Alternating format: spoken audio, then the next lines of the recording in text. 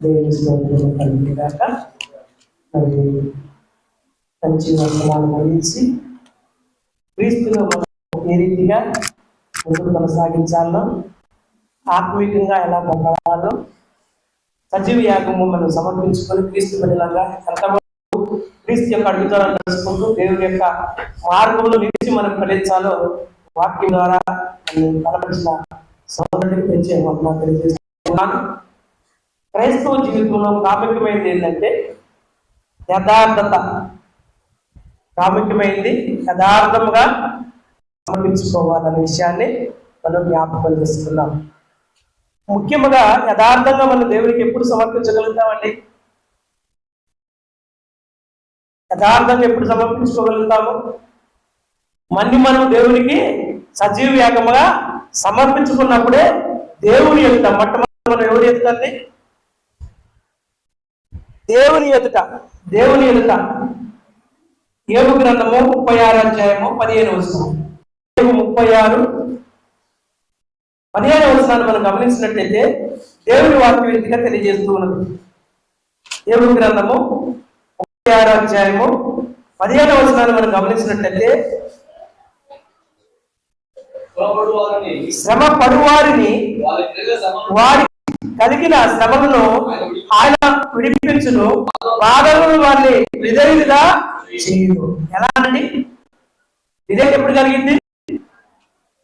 యోబు తనకు కలిగిన శ్రమల వలన విధేయత నేర్చుకున్నాడు. ఎబ్రీ పత్రికలు యేసుక్రీస్తుని గురించి కూడా తెలియజేస్తాడు. ఆయన పొందిన ఆ శ్రమల నుంచి విధేయుడిగా ఎంచబడ్డాడు. విధేయత ఎప్పుడు వచ్చిందంటే శ్రమలు మనకు కలిగినప్పుడు, ఆ శ్రమల్లో నుంచి ఎప్పుడైతే యథార్థంగా దేవుని యొక్క అడుగుజాడలు నడుచుకోగలుగుతామో అప్పుడే మనము విధేయతని సంపాదించుకోగలుగుతాము. విధేయత మనకి రావాలంటే మనం ఏం చేయాలి? యథార్థత ప్రాముఖ్యము. యథార్థమైన ప్రవర్తన ఎప్పుడైతే ఉంటుందో అప్పుడే మనము విధేయత కలిగిన వారంగా ఉండగలుగుతామని దేవుని వాక్యం మనకి తెలియజేస్తుంది. అట్టి విధేయత కలిగి మనం నడుచుకోవాలంటే దేవుని సన్నిధిలో నిత్యము ఆయన యొక్క అడుగుజాడల్లో నడుచుకోవాలి. ఆయన ఎందుకు భయభక్తులు కలిగి జీవించాలి. ఆయన యొక్క ప్రేమను నిత్యము మనము వర్ధిల్లే చేయాలి. ఆయన మహిమను గణపరిచే వరంగా, ఆయన కీర్తిని కొనియాడే వరంగా మనం ఉండాలి. అలా ఉన్నప్పుడే మనం ఆత్మీయంగా బలపడుతూ ఉంటాము. యథార్థమైన హృదయం కలిగి నడుచుకుంటూ ఉంటాము. ఇంకా మనం గమనించినట్లయితే ఈ యథార్థత అనేది చాలా ప్రాముఖ్యమైనది. ఎప్పుడైతే విధేయత కలిగి ఉంటామో అప్పుడే యథార్థత కలిగి మనం జీవించగలుగుతాం. ఆ విధేయత లేకుండా యథార్థత రాదు. దేవుని పట్ల విధేయత కలిగి ఉండాలి. మొట్టమొదట మనం దేని పట్ల కలిగి ఉండాలండి? దేని మీద ఎక్కువగా ఉంటుంది విధేయత? దేవుని మీదనా?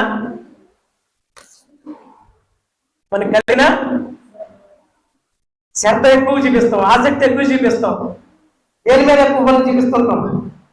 ఎక్కువగా మనకు కలిగిన ఆస్తి మీద, లేకపోతే శరీర అందాల మీద, మనకు కలిగిన సమస్తం మీద మనం ఎక్కువగా విధేయత చూపిస్తాం. దాని మీదనే ప్రాముఖ్యత, దానికే ఇస్తాం తప్ప దేవుడికి ఇవ్వం. మొట్టమొదటి మనం దేవునికి ఇవ్వాలక దేవునికి విధేయత చూపించే వారంగా ఉండాలి. ఎప్పుడైతే దేవునికి విధేయత కలిగి లోబడి ఆయన అడుగుజాడలు నడుచుకుంటామో అప్పుడే ఆత్మీయంగా మనము బడపడేవాడుగా నిత్యం ఆనందించేవారుగా ఉంటాము. దేవునికి విధేయత కలిగిన వ్యక్తి ఎవరైతే మనం గమనించినట్లయితే రోమీ రాసిన పత్రిక 6వ అధ్యాయము 22వ వచనం. రోమీ రాసిన పత్రిక 6వ అధ్యాయము 22వ వచనం. దేవునికి మనం విధేయత చూపించే వారంగా మనం ఉండగలిగిన అంటే 6:22 అయినను పాపము నుంచి విమోచింపబడి దేవుని దాసులైనందున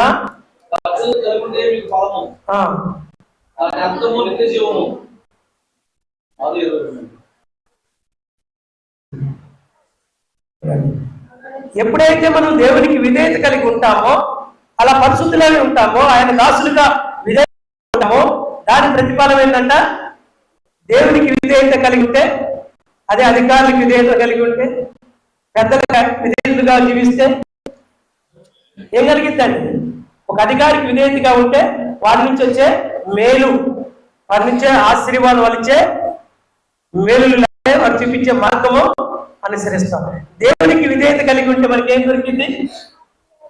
దాని ప్రతిఫలం ఏంటంట? నిత్య జీవము. ఈ లోకంలో ఎవరికి విధేయతగా ఉండగానే జీవాన్ని ఇవ్వరు. ఆయన విధేయులుగా ఉంటేనే నిత్య జీవాన్ని మనం పొందుకోగలుగుతాం. దేవునికి విధేయులుగా మనం ఉన్నప్పుడే నిత్య జీవాన్ని మనము పొందుకోగలుగుతాము. కనుక దేవునికి ఎప్పుడైతే విధేయత కలిగి ఉంటామో అప్పుడే మనము నిత్య జీవం కలుగు. యేసుక్రీస్తుని ఎందుకు అంగీకరించాము? అసలు ఎందుకు వచ్చాము దేవుని దగ్గర కంటే? ఆయన ఇచ్చే దేనికోసం అండి? 99% దేనికోసం వస్తామండి? నిత్యజీవం కోసం. నిత్యజీవం కోసం వచ్చేది 99% కూడా ఉండరు, 1% కూడా ఉండరు. 99% ఆరోగ్యం కోసము, ఆస్తి కోసము, బిడ్డల చదువు కోసము, లేకపోతే ఇంకా ఈ లోక సంబంధమైన సమస్త ఆశీర్వాదాల కోసమే మన దేవుని దగ్గరికి వచ్చేది. 99% కేవలం నిత్య జీవం కోసమే వచ్చేవాళ్ళు 1% ఎక్కడో ఉంటారు. ఏవు లెక్క, పౌలు గారి వలె, పేతురు వలె కొందరే ఉంటారు విధేయత కలిగి దేవునికి. ఆయనకి విధేయత కలిగి జీవిస్తే నిత్య జీవం కలిగింది అనేది కొంతమంది. 99% వచ్చేది కేవలం ఈ లోక సంబంధమైన ఆశీర్వాదాల కొరకే. కనుక అలా కాకుండా మనము విధేయులుగా దేవునికి సజీవ యాగంగా మనం సమర్పించుకొని విధేయత కలిగి జీవిస్తే ప్రతిఫలముగా మనకి దేవుడు ఏమిస్తాడంట? నిత్య జీవము. నిత్య జీవం ఉంటే ఏముంటుందండి? లోకంలో సామెతలు ఏముంది? బ్రతికితే బఠానీలైనా బస్ స్టాండ్లు అమ్ముకొని బతుకుతాం. జీవం ఉంటే ఆరోగ్యం లేకపోయినా, ఆస్తి లేకపోయినా, అందరు విడిచిపెట్టినా ఎక్కడో సారా బతుకుతూ. అసలు జీవమే లేకపోతే ఆస్తి ఉన్నా, బంధుత్వం ఉన్నా, ఇంకా ఏదన్నా ప్రయోజనం ఉందండి?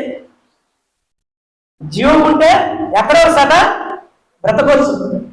ఆ జీవం ఉంటే అది ఎక్కడ ఉంటుందంటే విధేయత కలిగినప్పుడు దేవునికి ఆ జీవాన్ని మనం పొందుకుంటాం.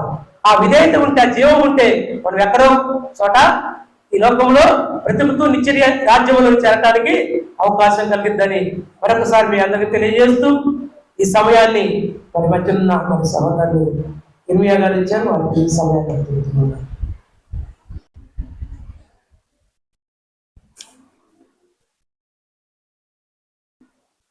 ముందుగా ఈ అవకాశం ఇచ్చినందుకు తండ్రి అయినటువంటి దేవునికి నా యొక్క హృదయపూర్వకమైనటువంటి కృతజ్ఞతలు తెలియజేస్తున్నాను. ఈ సమయంలో చేరవచ్చిన మీ అందరికీ ప్రత్యేక వందనాలండి. మహాదేవుని కృప వలన మరి యొక్క నెలలో మనం ఈ రీతిగా కూడుకొని దేవుని యొక్క వాక్యాన్ని నేర్చుకునేటువంటి అవకాశాన్ని దేవాతి దేవుడు మనకు అనుగ్రహించినందుకు సంతోషిస్తున్నాను. మరి ఒకసారి మీ అందరినీ చూడగలిగేటువంటి అవకాశం దేవుడు ఇచ్చినందుకై సంతోషిస్తూ ఈరోజు మనం నేర్చుకోబోయేటువంటి విషయాన్ని సోదరులు చాలా వివరంగా ఇప్పటి వరకు విధేయత అన్నటువంటి దాని విషయంలో సోదరులు జ్ఞాపకం చేశారు. దేవుని యొక్క వాక్యము మనం ఆలోచన చేయగలిగినప్పుడు తండ్రి అయినటువంటి దేవుడు సమస్తము కంటే కూడా గొప్పవాడు, అందరికంటే కూడా గొప్పవాడు. దేవుని మించినటువంటి గొప్పది ఈ భూమి మీద మరొకటి ఏది కూడా లేదు. వాస్తవమా కదా? దేవుని యొక్క వాక్యంలో మనం ఆలోచన చేయగలిగినప్పుడు ఆ దేవుడే ఈ భూమి మీద మరొకటి గొప్పది ఉన్నది అని ఆయన తన గ్రంథంలో రాయించాడు. దేవుని తరువాత ఈ భూమి మీద గొప్పదైనటువంటిది ఏంటి అంటే గ్రంథం తెలియచేస్తుంది. ఏమిటండి? ఏదైనా ఉందంటారా? దేవుని కంటే లేదా దేవుని తరువాత గొప్పది వాక్యం, దేవుని వాక్యం. వచనం చూద్దాం. పాత నిబంధన గ్రంథంలో కీర్తన గ్రంథము 138వ కీర్తన గ్రంథము 138వ కీర్తన 2వ వచనాన్ని చదువుకున్నాండి. కీర్తన గ్రంథము 138వ కీర్తన 2వ వచనము. స్త్రీలు కాదు, నీ పరిశుద్ధ ఆలయమునకు నేను నీ పరిశుద్ధాలయములకు నేను నమస్కారం చేయించున్నాను. నీ నామము కంటే నీ నామమంతటి కంటే నీవిచ్చిన వాక్యమును నీవు గొప్ప చేసి ఉన్నావు. నీ కృపా సత్యములను బట్టి నీ నామమునకు కృతజ్ఞతాస్తుతులు నేను చెల్లించెదను. ప్రార్థన చేసుకుని వాక్యాన్ని వివరించుకున్నాం. పరిశుద్ధుడైన మా తండ్రి, ప్రేమ కలిగిన దేవా, మీ నామానికి కృతజ్ఞతలు. ఈ యొక్క మధ్యాహ్నకాల సమయాన్ని మీరు మాకు అనుగ్రహిస్తూ వచ్చారు, అందుకే కృతజ్ఞతలు తండ్రి. ఈ సమయంలో మీ గ్రంథంలోని విషయాలు మేము నేర్చుకోబోతూ ఉండగా అందును బట్టి మీకు స్తుతులు సమర్పిస్తున్నాం. ఇప్పటి వరకు సోదరుల ద్వారా మీ గ్రంథంలో ఉన్న విషయాలను తెలియచేశారు. నాకు ఇచ్చిన అవకాశం ద్వారా నేను కూడా మీ గ్రంథంలో విషయాలు తెలియచేయబోతూ ఉండగా వినుచున్నటువంటి వీరికి అర్థమయ్యే రీతిలో తెలియచేసే జ్ఞానాన్ని నాకు దయచేయండి. తండ్రి అయిన దేవ, మీ వాక్యానుసారంగా మేమంతా జీవిస్తూ అనేకులకు మాదిరిగా ఉండేందుకు మీ కృప దయచేయమని, మీరే మహిమ పొందుతారని నమ్మొచ్చు. మీ చిత్తాన్ని జరిగించే మనస్సు మాకు అందరికీ అనుగ్రహించమని యేసుక్రీస్తు వారి శ్రేష్టమైనటువంటి నామంలో ప్రార్థిస్తున్నాం మా తండ్రి, ఆమేన్. కీర్తన గ్రంథము 138వ కీర్తన 2వ వచనంలో, నీ నామం అంతటి కంటే నీవిచ్చిన వాక్యమును నీవు గొప్ప చేసి ఉన్నావు. తండ్రి అయినటువంటి దేవుడు ఆయన నామము కంటే కూడా దేనిని గొప్పదిగా చేశాడు అంటే దేవుని యొక్క వాక్యము అన్నటువంటి దాన్ని చాలా గొప్పదిగా ఎవరు చేశారు అంటే దేవుడే చేసినట్లుగా దేవుని యొక్క వాక్యాన్ని సెలవిస్తూ ఉంది. కాబట్టి ఈ యొక్క ఉదయకాలం ఇంకా మధ్యాహ్నం అవ్వాల, కాబట్టి ఈ కాలంలో మనం ఆలోచన చేయగలిగినప్పుడు సోదరులు తెలియచేసినటువంటి దాన్ని కొన్నింటిని మనం ఆలోచన చేద్దాం. విధేయత అన్నటువంటి అంశాన్ని గురించి నేను చెప్పడానికి ఇష్టపడుతూ ఉన్నాను. విధేయత అన్నటువంటిది మొట్టమొదట ఎవరిలో ఉంది?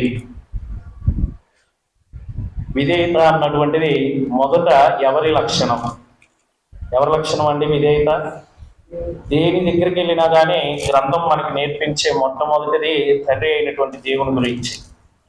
దేవుడు తన గ్రంథంలో ఆయనకున్నటువంటి లక్షణాలనే ఆయన తెలియచేశాడు. విధేయత అన్నటువంటిది మొదట తండ్రి అయినటువంటి దేవుడిలోనే మనం చూడగలుగుతూ ఉన్నాం. దేవుడు విధేయత కలిగినటువంటి వానిగా ఉన్నాడు, ఆయన యొక్క లక్షణం. ఒకసారి ఆలోచన చేద్దాం. పేతురు రాసినటువంటి మొదటి పత్రిక 1వ అధ్యాయం 17వ వచనంలో, పేతురు రాసినటువంటి మొదటి పత్రిక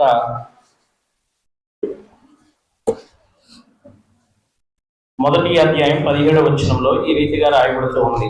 పక్షపాతము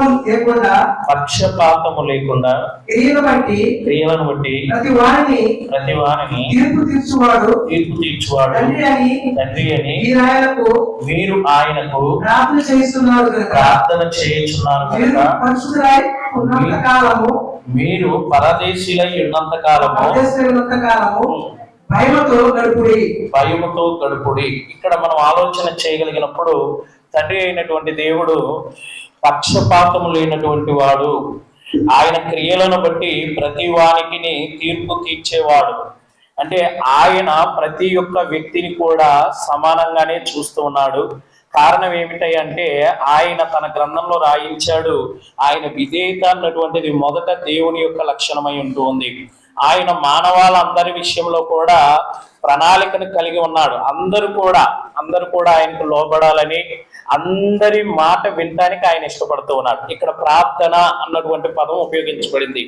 ప్రార్థన అన్నటువంటి దానిలో మనం ఆలోచన చేయగలిగినప్పుడు దేవుని యొక్క వాక్యం సెలవిస్తోంది, ఆయన పరిశుద్ధుడైనటువంటి దేవుడు, ఆయన కుమారుడైనటువంటి క్రీస్తు ప్రభు ద్వారా మనం చేసే ప్రతి ప్రార్థనను కూడా ఆయన అంగీకరిస్తున్నాడు అన్నటువంటిది గ్రంథం తెలియచేస్తుంది. అంటే ప్రార్థన చేస్తున్నప్పుడు ప్రతి ఒక్కరి మనవి కూడా ఎవరు వింటున్నారు? దేవుడు వింటున్నాడు. అంటే వినే తత్వము విధేయతకు లక్షణం. విధేయత యొక్క లక్షణం ఏమిటంటే వినటం అన్నటువంటిది మొదట దేవునిలోనే ఉంది. ఆయన పక్షపాతం లేని వానిగా ఉండి ప్రతి ఒక్కరు కూడా చేస్తున్న ప్రార్థనకు ఫలితాన్ని ఇస్తూ ఉన్నాడు. ఆయనకున్నటువంటి లక్షణమే విధేయత. ఆయన సర్వమానవాళి విషయంలో కూడా ఎక్కడ ఉండి, ఏ స్థితిలో ఉండి, ఎలాంటి పరిస్థితుల్లోనైనా మొరపెట్టినప్పుడు ఆయన విని ప్రతిఫలం ఇవ్వడానికి ఆయన సమర్థుడు. దేవుడు. కనుకనే విధేయత అన్నటువంటి లక్షణము తండ్రి అయినటువంటి దేవునిలోనే మనం చూడగలుగుతూ ఉన్నాం. ఆయనను కాదనుకుని ఆయన మాటను ధిక్కరించి వెళ్ళి మరలా మార్పు చెందినప్పుడు వారు సైతము మొరపెట్టినప్పుడు ఆయన వారి మొరను కూడా ఆలకించాడు అని పరిశుద్ధ గ్రంథంలో అనేక సందర్భాలు మనకు తెలియజేస్తూ ఉన్నవి. మీకు అర్థమవడం కోసం ఒక ఉదాహరణ జ్ఞాపకం చేస్తాను. పాత నిబంధన గ్రంథంలో యోనా అన్నటువంటి వ్యక్తిని గురించి మనం చూస్తూ ఉన్నాం, చదువుతూ ఉన్నాం. యోనా అన్నటువంటి వ్యక్తి ప్రవక్తగా పిలువబడుతూ ఉన్నాడు. ప్రవక్త అయినటువంటి యోనాకి తండ్రి అయినటువంటి దేవుడు ఇచ్చినటువంటి ఆజ్ఞ, నీవు వెళ్ళి నినివే పట్టణంలో దేవుని మాటను అనగా నా మాటలు తెలియచేయి, నేను నినివే పట్టణాన్ని నాశనం చేయబోతూ ఉన్నాను అని చెప్పి దేవుడు యోనాతో చెప్తే, యోనా తన యొక్క ఆలోచన మార్చుకొని తర్షీషు వెళ్ళేటువంటి వాడ ఎక్కడానికి సిద్ధపడ్డాడు. వాస్తవా కాదా? ఇంకా తర్షీషుకు వెళ్ళలేదండి. యోనా ప్రయాణాన్ని మాత్రం కొనసాగిస్తూ ఉన్నాడు. ఆ ప్రయాణం కొనసాగింపులోనే తండ్రి అయినటువంటి దేవుడు మరలా యోనాకి బుద్ధి కలిగించడం కొరకు ఆ రోజు ఐదు విషయాలు, 5 కారణాల చేత ఒకే రోజు యోనా అన్నటువంటి వ్యక్తి జీవితంలో మార్పుని కలుగు చేయటానికి వినియోగించినట్లు మనం చూస్తున్నాం. మొట్టమొదటిది మనం గమనించగలిగినప్పుడు గొప్ప తుఫాను తరువాత యోనాని సముద్రంలో పడివేసినప్పుడు ఆ సముద్రంలో పడిపోయినటువంటి యోనాని ఎవరు వచ్చి మింగారట? అది ఏదొచ్చి మింగిందండి? తిమింగిలం, గొప్ప మత్స్యం వచ్చి మింగింది. వాస్తవం కదా? మొదటేమో తుఫాను, రెండవదేమో తిమింగలం. చేప కదండి, చేప అంటే చిన్నవి, తిమింగాలంటే పెద్దవి. కాబట్టి గొప్ప మత్స్యం. తరువాత మనం ఆలోచన చేయగలిగినప్పుడు చేప ఆ యొక్క తిమింగలం గర్భంలో ఉండి కూడా యోనా ప్రార్థన చేస్తే దేవుడు ఆలకించాడా లేదా? మాట విన్నాడా లేదా? నా మాట వినలేదు, నా మాట వినకుండా పక్కకి వెళ్ళిపోయాడు, అతని గురించి నేను ఎందుకు పట్టించుకోవాలి, అతని మాట వినాలి, అతనికి నేను ఎందుకు లోబడి అతని మాట కూడా వినాలి అని దేవుడు ఆలోచన చేయాల. చేప గర్భంలో లేదా తిమింగలం గర్భంలో ఉండి మొరపెట్టినప్పుడు యోనా యొక్క ప్రార్థన ఆలకించి యోనాకి విడుదల కలుగ చేశాడు. అంటే దీన్ని బట్టి మనకు అర్థం అవ్వాల్సింది ఏమిటి అంటే, ఆయన మాటను కాదనుకొని మరలి మన తప్పిదాలను మనం తెలుసుకొని మనం ఎప్పుడైతే ఆయన సన్నిధిలో ప్రాధేయపడతామో, ప్రార్థన చేయగలుగుతామో అప్పుడు ఆయన ఆలకిస్తాడు. కారణం ఏమిటంటే ఆయన వినటానికి ఎప్పుడు కూడా సంసిద్ధంగానే ఉన్నాడు. అసలు విధేయత అన్నటువంటి దాని గురించి మనం ఆలోచన చేయగలిగినప్పుడు విధేయత అంటే అర్థం ఏమిటంటే, విధేయత అన్న పదానికి అర్థం ఏమిటి? కొన్నిటిని మీకు నేను తెలియచేయడానికి ఇష్టపడుతూ ఉన్నాను. మొట్టమొదట విధేయత అంటే మాట వినటం. విధేయత అంటే ఏంటండి? మాట వినటం. మాట వినేటువంటి లక్షణం ఎవరిలో ఉంది? మొదట దేవునిలోనే ఉంది కదా. బైబిల్ గ్రంథం తెలియచేస్తూ ఉంది. పాత నిబంధన గ్రంథంలో సమూయేలు మొదటి గ్రంథము 15వ అధ్యాయం 22వ వచనంలో సమూయేలు సౌలు విషయంలో మాట్లాడినటువంటి మాట. సమూయేలు మొదటి గ్రంథము 15వ అధ్యాయం 22వ వచనంలో సమూయేలు సౌలు విషయంలో మాట్లాడుతూ ఉన్నారు. అదే అయినటువంటి దేవుని యొక్క సంకల్ప ప్రకారం మనం ఆలోచన చేయగలిగినప్పుడు ఆనాడు సౌలు ఇచ్చే వాటిని బట్టి దేవుడు సంతోషపడలేదంట. సమూయేలు అంటూ ఉన్నాడు కదా, ఒకరు ఇచ్చేటువంటి దాని ద్వారా దేవునికి సంతోషం కలగదు, మరి దేని ద్వారా అంటే మాట వినటమే శ్రేష్టము కదా అన్నాడు. అంటే మాట వినటం విధేయతగా మనం చూడగలుగుతున్నాం. విధేయత అన్నటువంటిది మాట వినే తత్వం. అది దేవుడు ప్రతి ఒక్క వ్యక్తి మాట వింటూ ఉన్నాడు. ఆ వ్యక్తి ఎక్కడుండి మొదలుపెట్టినా గానీ మనం చూసాం. యోనా విషయంలో అదే జరిగింది. ఇంకా మనం చూడగలిగినప్పుడు దానియేలు గ్రంథంలో మనం చదువుతాం. 3వ అధ్యాయంలో మనం చూస్తూ ఉన్నాం. షద్రకు, మెషకు, అబేద్నెగో అన్నటువంటి 3 వ్యక్తులని, యువకులు వీరంతా కూడా యవన ప్రాయంలో ఉన్నటువంటి యూదులైనటువంటి వీరు అగ్నిలో ఉండి మొరపెట్టినప్పుడు అగ్నిలో నుండి మొరపెట్టిన వారి మొరను ఆయన విన్నాడా లేదా? వారితో ఆయన ఉన్నాడా లేదా? వాస్తవం కదా, వారే స్వయంగా చేశారు. రాజు అయినటువంటి నెబుకద్నెజరుతో అంటూ ఉన్నారు, రాజా నీవు నిలవబెట్టినటువంటి నీ ప్రతిమకు మేము మొత్తము మేము సేవించుచున్న దేవుడు మమ్ములను ఒకవేళ ఈ మండుచున్న అగ్నిగుండంలో నుండి మమ్మల్ని రక్షించినా రక్షింపకపోయినా అనే మాటను వాళ్ళు ఉపయోగించారు. అంటే మనం ఒక్కసారి ఆలోచన చేయగలిగినప్పుడు అగ్నిలో వాళ్ళు వేయబడినప్పుడు వారితో పాటు నెబుకద్నెజరుకి వేయబడినటువంటి వ్యక్తులు 3 అయితే తనకి ఎంతమంది కనిపిస్తున్నారండి? నలుగురు కనిపిస్తున్నారు. ఆ నాలుగో వ్యక్తి ఎవరయ్యా అంటే దేవుడు తన దూతను పంపించినట్లుగా, వారి మొరను విన్నట్లుగా, వారి మాట ఆలకించినట్లుగా దేవుని యొక్క వాక్యంలో మనం చూస్తున్నాం. కాబట్టి విధేయత అంటే మాట వినటం. రెండవదిగా మనం ఆలోచన చేయగలిగినప్పుడు విధేయత అన్నటువంటి పదానికి లోబడటం అన్నటువంటి అర్థం కూడా వస్తుంది. విధేయత అంటే లోబడటం అని కూడా దేవుని యొక్క వాక్యం సెలవిస్తుంది. పరిశుద్ధ గ్రంథంలో మనం చూడగలిగినప్పుడు హెబ్రీయులకు రాసినటువంటి పత్రిక 11వ అధ్యాయం 17వ వచనంలో హెబ్రీ గ్రంథకర్త ఈ రీతిగా తెలియజేస్తున్నాడు. హెబ్రీయులకు రాసిన పత్రిక 13వ అధ్యాయం 17వ వచనంలో లోబడటం అన్నటువంటి విషయాన్ని జ్ఞాపకం చేస్తున్నాడు. మీ పైన నాయకులుగా ఉన్నవారు లెక్క ఒప్పనిపోవాలని మీ ఆత్మలో కాయిస్తున్నారు. వారు దుఃఖంతో ఆ పని చేసిన ఎడల మీకు నిష్ప్రయోజనము గనుక దుఃఖముతో కాక ఆనందముతో చేయునట్లు వారి మాట విని వారికి లోబడి యుండుడి అంటూ ఉన్నాడు. క్రొత్త నిబంధన సంఘములో ఉండవలసినటువంటిది, క్రొత్త నిబంధన ప్రజలైనటువంటి మనకి మనం కలిగి ఉండవలసినటువంటి లక్షణం లోబడి ఉండటం. విధేయత అనగా లోబడటం. మనము దేవుని పని చేసేటువంటి వ్యక్తుల పట్ల ఎలా ఉండాలి అంటే ఈ 17వ వచనంలో స్పష్టంగా తెలియచేస్తున్నారు. మీ పైన నాయకుల ఉన్నవారు లెక్క అప్పచెప్పవలసి ఉన్నది. మన పైన మీ పైన మనందరి పైన ఉన్నటువంటి ఆయన లెక్క అప్పచెప్పవలసి బాధ్యత ఉంది. మనందరి పైన ఉన్న ఆయన ఎవరు? ఇంకా తండ్రి అయినటువంటి దేవుడు తన కుమారుడైనటువంటి క్రీస్తుని మనందరి పైన నాయకునిగా నియమించాడు, మనందరికి అధికారిగా నియమించాడు, మనందరి పట్ల ఆయన ప్రభుత్వం చేసేవానిగా, ఆయన రాజుగా నియమింపబడ్డాడు. ఇప్పుడు మనం ఎవరికి లోబడి ఉండాలి అంటే క్రీస్తు వారికి లోబడి ఉండాలి. విధేయత అన్నటువంటి పదం యొక్క అర్థము లోబడుట అని గ్రంథం తెలియజేస్తోంది. కాబట్టి మన పైన ఉన్నటువంటి క్రీస్తు ప్రభువుకి మనం లోబడి ఉండాలి. క్రీస్తు ప్రభు ద్వారా పరిచర్య అన్నటువంటిది ఇప్పుడు ప్రస్తుత కాలంలో మనం ఆలోచన చేయగలిగినప్పుడు దేవుడైనటువంటి యెహోవా పరిచర్య విధానాన్ని ఆనాడు క్రొత్త నిబంధన గ్రంథంలో పరిశుద్ధులైనటువంటి వారికి అప్పగించాడు. ఈ రోజు ఇక్కడ అవకాశాన్ని బట్టి పురుషులైనటువంటి వారు, స్త్రీలైనటువంటి వారు కూడా పరిచర్య చేయిస్తూ పరిచర్యలో కొనసాగుతూ ఉన్నారు. కాబట్టి అట్టి స్థానంలో ఉన్నటువంటి ప్రతి ఒక్క వ్యక్తికి కూడా మనం లోబడి ఉండాలి. క్రీస్తు ప్రభు తన పనిని శిష్యులైనటువంటి వారికి అప్పగించాడు. శిష్యుడు అనగా ప్రతి క్రైస్తవుడు కూడా శిష్యుడే. శిష్యరికాన్ని చేస్తున్నటువంటి ప్రతి ఒక్క వ్యక్తి కూడా క్రీస్తుకు లోబడితే, క్రీస్తుకు లోబడినటువంటి వ్యక్తి చేసే పనిని బట్టి ఆ వ్యక్తి దేవుని చిత్తానుసారంగా ఆశీర్వదింపబడటానికి అవకాశం ఉంది. ఏ వ్యక్తి అయితే లోబడతాడో ఆ వ్యక్తికి మాత్రమే ఆశీర్వాదం. పైన ఉన్నటువంటి నాయకునికి మనం లెక్క అప్పగించాలి. తండ్రి అయినటువంటి దేవునికి లెక్క క్రీస్తు ప్రభు వారు అప్పగించాలి. తండ్రి అయినటువంటి దేవునికి సంఘమును గుర్చిన లెక్క ఎవరు అప్పగించాలంట? అనుమానమా?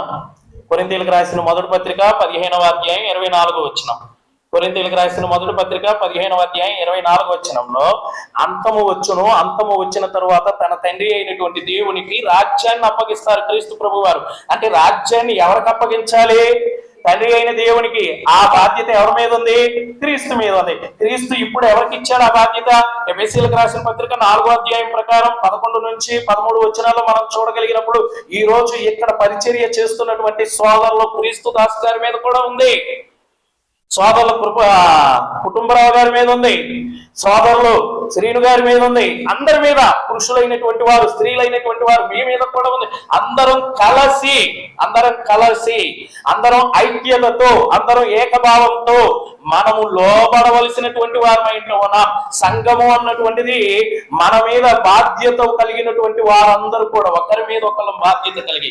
ఇదే హెబ్రీయులకు రాసిన పత్రిక 10వ అధ్యాయం 24 నుంచి 25 వచనాల్లో హెబ్రీ గ్రంథకర్త తెలియజేస్తూ ఉన్నారు. కొందరు మానుకొనుచున్నట్లుగా సమాజముగా కూడుట మానక అంటూ ఉన్నారు. కారణం ఏమిటంటే ఆ దినము సమీపించుచున్న కొలది ప్రతి ఒక్కరు కూడా ఒకరినొకరు ఏం చేయాలంట?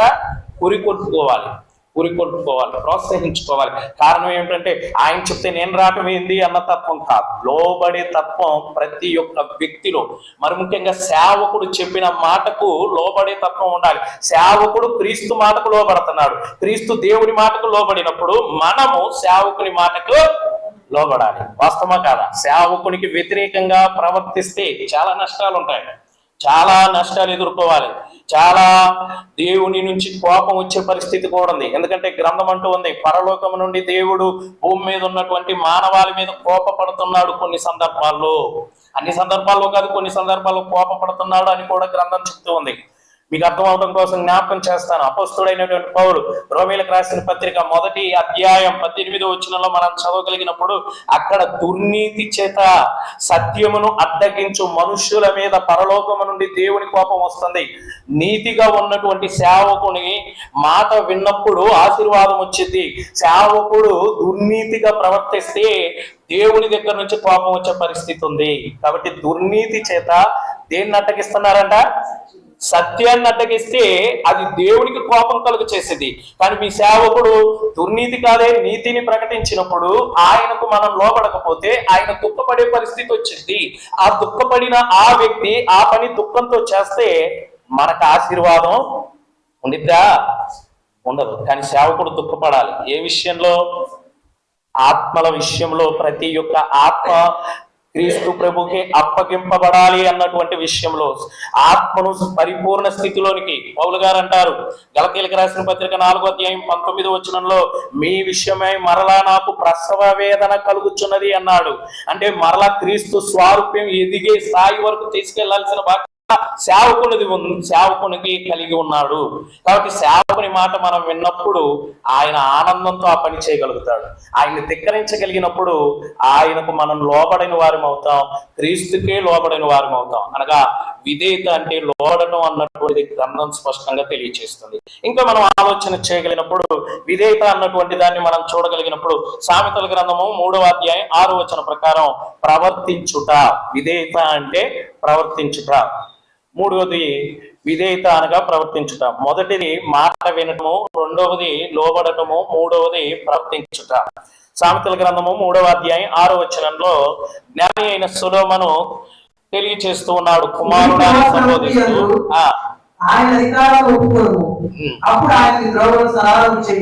నీ ప్రవర్తన అంతటి యందు ఎవరి అధికారానికి ఒప్పుకోవాలంట? దేవుని యొక్క అధికారానికి మనం ఒప్పుకోవాలి. మన ప్రవర్తన విధేయత అంటే మన ప్రవర్తనను సరి చేసుకొని దేవుని మాటకు విధేయులుగా ఉన్నటువంటి మనము ప్రవర్తనను కూడా సరి చేసుకోవాలి. ఎందుకు అనగా గ్రంథంలో మనం చూడగలుగుతూ ఉన్నాం, క్రీస్తు ప్రభు వారిని సిలువ వేసినటువంటి సందర్భంలో ఆయన సిలువకు అప్పగింపబడినప్పటి నుంచి ఆయన సిలువ మీద మరణించే వరకు కూడా 3 దొంగల చరిత్రను మనం చూస్తాం. యేసు యొక్క మరణానికి ముందు 3 దొంగలు అన్నటువంటి వారిని గురించి ఆ సందర్భంలో ప్రస్తావించబడింది. ఆ 3 దొంగలు ఎవరో తెలుసు కదా? తెలుసా? యేసు సిలువ మరణానికి ఆయన సమీపించినప్పుడు ఆయనతో పాటు ఉన్నటువంటి వారు 3 దొంగలు. బైబిల్ గ్రంథం స్పష్టంగా తెలియజేస్తుంది. ఒక దొంగ పండగని ఆధారం చేసుకొని తప్పింపబడ్డాడు. పస్కా పండుగ అన్నటువంటిది యూదులు ఆచరించే, ఇశ్రాయేలీలు ఆచరించే మొదటి పండుగ. ఆ పండుగను ఆసరాగా తీసుకొని ఆనాడు పిలాతు అన్నటువంటి వ్యక్తి కూడా యేసుక్రీస్తుని విడుదల చేయడానికి ఇష్టపడ్డాడు. వాస్తవమా కదా? పండుగ వస్తుంది కదా, పండుగలో ఒక ఆచారం ఉంది. మీరు కోరుకున్న రీతిగా ఒక ఖైదీని విడుదల చేయటం ఆచారం. కాబట్టి బందిపోటు దొంగ, యోహాను సువార్తలో స్పష్టంగా రాయబడి ఉంది, బరబ్బా అతని పేరు. అతను ఎవరంటే బందిపోటు దొంగ.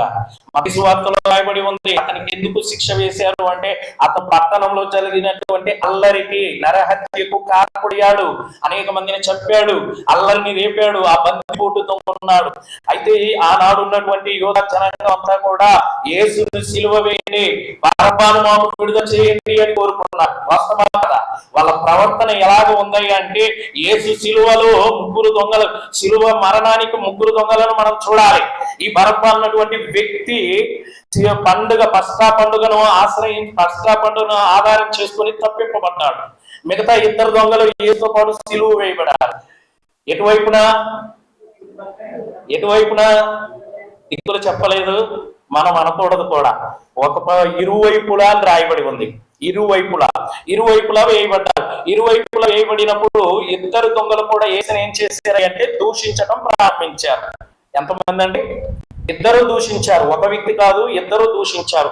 2 దూషించిన తరువాత ఒక వ్యక్తి ప్రవర్తన ఏమైంది అంటే సిలువలో ఉండగా మార్పు వచ్చేసింది. అతను మాట్లాడుతున్నటువంటి మాటలు ఒకసారి చూడండి. లోబడటం అంటే లేదా విధేయత అంటే మనం గ్రంథ ప్రకారం ఆలోచన చేయగలిగినప్పుడు మన ప్రవర్తన మార్పు రావాలి. మన అధికారం కాదు, ఆయన అధికారానికి మనం లోబడినప్పుడే మన ప్రవర్తనలో మనం మార్పు చెందిన వారి అవుతాం. చూడండి, ఇక్కడ మనం ఆలోచన చేయగలిగినప్పుడు లూకా సువార్త 23వ అధ్యాయం, లూకా సువార్త 23వ అధ్యాయం 40వ వచనంలో ఈ రీతిగా రాయబడుతూ ఉంది. 40వ వచనం నుండి లూకా సువార్త 23వ అధ్యాయం 40. అయితే రెండవ వాడు వానిని గద్దించి, నీవు అదే శిక్ష విధిలో ఉన్నావు గనుక దేవుడికి భయపడవా? మనకైతే ఇది న్యాయమే, మనము చేసిన వాటికి తగిన ఫలము పొందుచున్నాము గాని ఈయన ఏ తప్పిదమును చేయలేదని చెప్పి. చూసారా, ఈ దొంగ మాట్లాడుతూ ఉన్నాడు. రెండో వైపు ఉన్నటువంటి దొంగ అంటూ ఉన్నాడు కదా, ఇప్పటికైనా నువ్వు భయపడవా? ఇప్పటికైనా నువ్వు మార్పు చెందవా? ఇప్పటికైనా నువ్వు ప్రవర్తన మార్చుకోవా? ఇప్పటికైనా నువ్వు విధేయత కలిగి ఉండవా? విధేయత అంటే ప్రవర్తన మారడం, విధేయత అంటే ప్రవర్తన మార్పు చూపించడం. ఈ శిలువ మీద ఉన్నటువంటి దొంగలలో, ఇరువురు దొంగలలో ఒక దొంగ అంటూ ఉన్నాడు కదా, మనకి ఇదైతే తగినదే, ఆయనకు తగినది కాదు, ఆయన ఏ తప్పిదము చేయలేదు, ఇప్పటికైనా నీవు దేవునికి భయపడు అని తన మనస్సును మార్చుకున్నాడు, తన ఆలోచన మార్చుకున్నాడు, తన ప్రవర్తనను మార్చుకున్నాడు.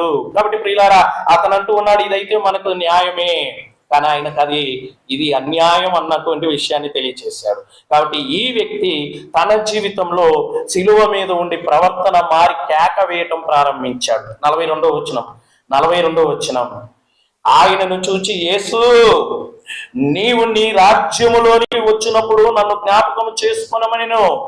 యేసు అంటున్నాడు, అంటే కేక వేస్తున్నాడు, పిలుస్తున్నాడు.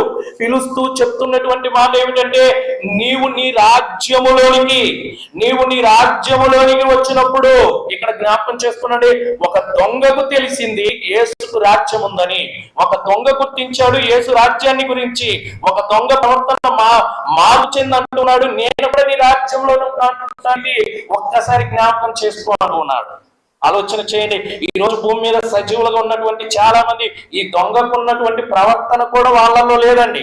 వాళ్ళు అంటూ ఉన్నారు, లేదా వాళ్ళు భావిస్తున్నారు, ఆనాడు దొంగకు పరదేశి ఇచ్చాడు కదా, ఈ రోజు మాకు ఇస్తాడు అనుకున్నటువంటి వాదనకు వెళ్ళిపోతున్నారు. నేను ఇచ్చే ముందు స్వాదులు జ్ఞాపకం చేశారు, సత్యవాక్యాన్ని సరిగా విభజించాలి, ఉపదేశించాలి. సత్యవాక్యమును సరిగా ఉపదేశించకపోతే నష్టం కలిగే పరిస్థితి ఉంది. కనుక మనం ఆలోచన చేయగలిగినప్పుడు ఈ దొంగ విషయంలో క్రీస్తు ప్రభువారు అతని ప్రవర్తన, తన అధికారం మాత్రము విడిచిపెట్టేశాడు.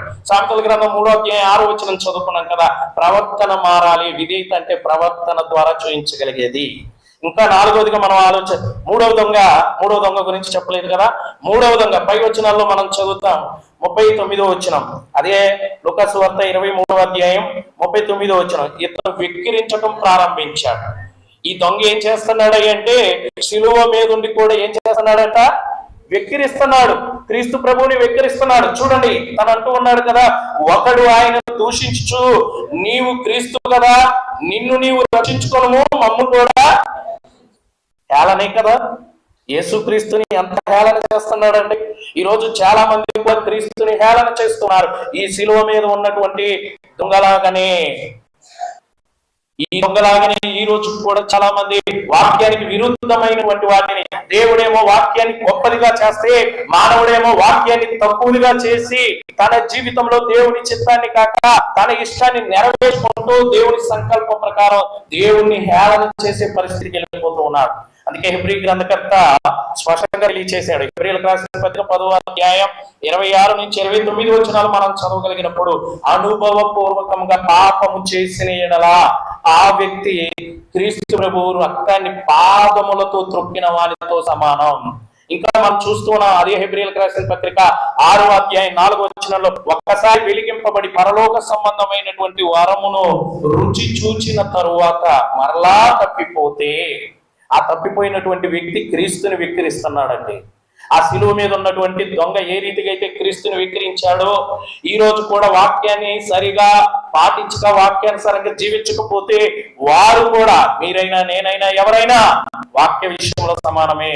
వాక్యం తెలియచేస్తుంది, మనము కూడా మన ప్రవర్తన సరిగా లేకపోతే ఆ దొంగలాగానే వెక్కిరించిన వారితో సమానం. కాబట్టి ఆలోచన చేద్దాం. కాబట్టి ప్రవర్తన మార్చుకోవటం విధేయత అంటే. ఇంకా మనం చూడగలుగుతున్నాం విధేయత అన్నటువంటి దాన్ని చెప్పిన పని చేయటం అని గ్రంథం తెలియజేస్తుంది. యోహాను సువార్త 3వ అధ్యాయం 36వ వచనంలో, యోహాను సువార్త 3వ అధ్యాయం 36వ వచనంలో,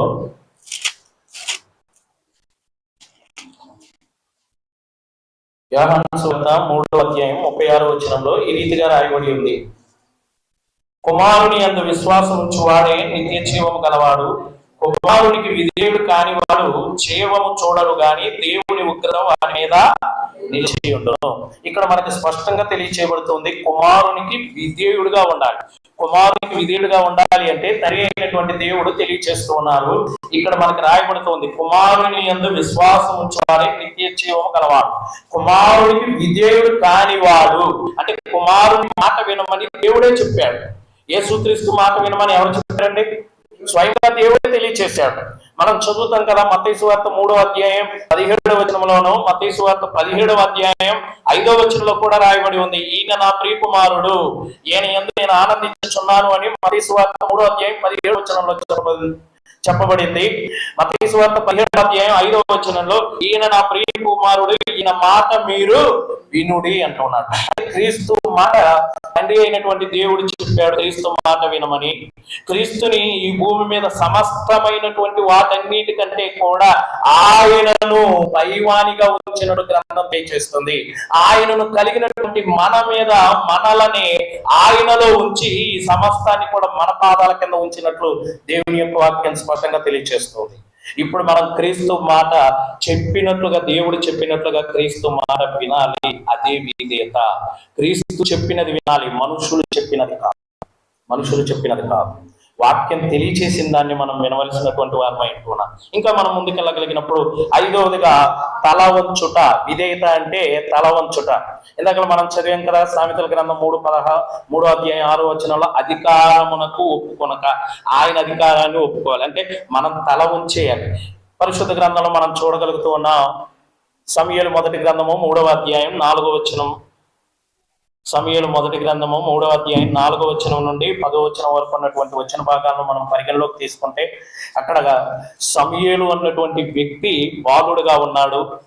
పాలు విడిచిన వెంటనే తల్లి అయినటువంటి హన్న సమూయేలుని తీసుకొని వెళ్ళి ఏలీ అన్నటువంటి న్యాయాధిపతి యాజకుని యొద్ద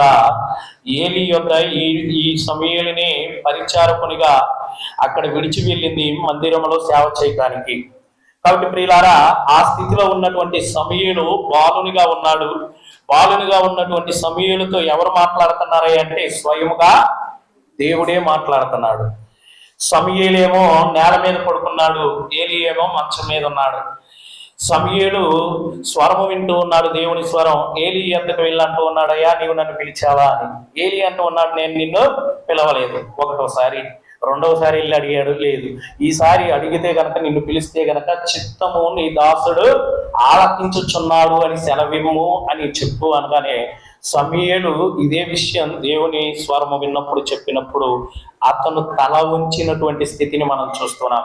ఈరోజు నీలో విధేయత ఉంటే దేవుని మాటకు, దేవుని వాక్యానికి, దేవుని యొక్క చిత్తానికి, దేవుని యొక్క సంఘానికి మనం తల వంచవలసిన వారిమే. సంఘములో మనం ఎలా ఉండాలి అంటే, లోకంలో ఉన్న స్థితికి సంఘములో ఉన్న స్థితికి వ్యత్యాసం రావాలి.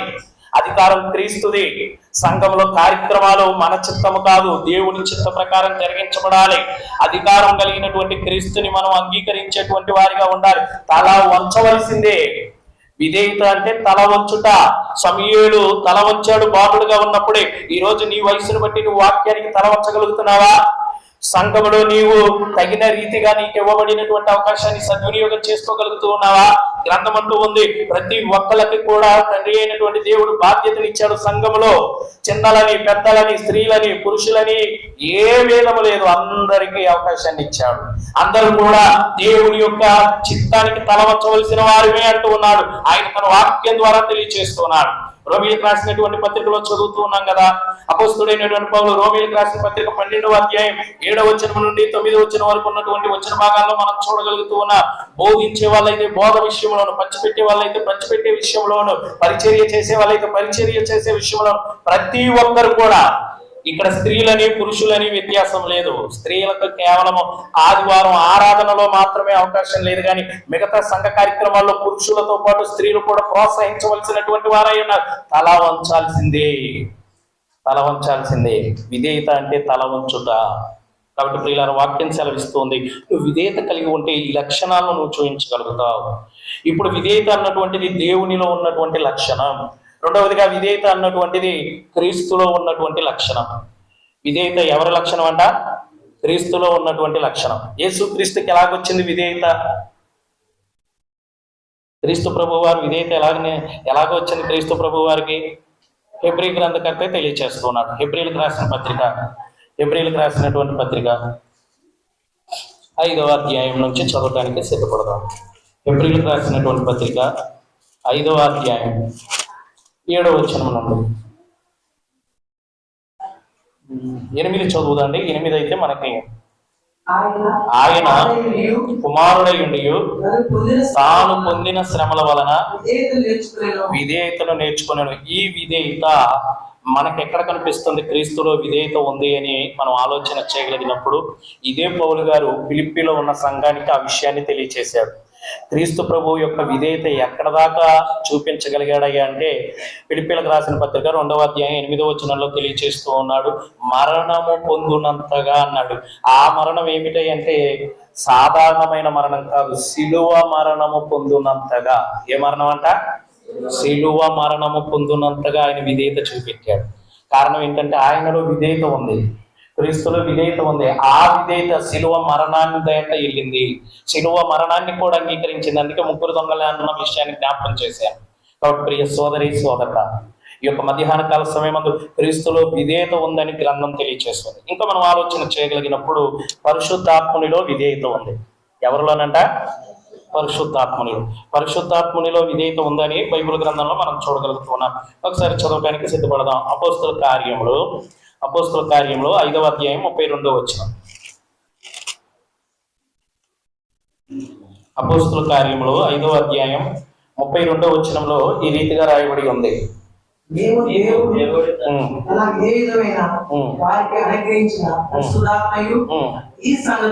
ఈ సంగతులతో సాక్షులమై ఉన్నామని చెప్పిరి.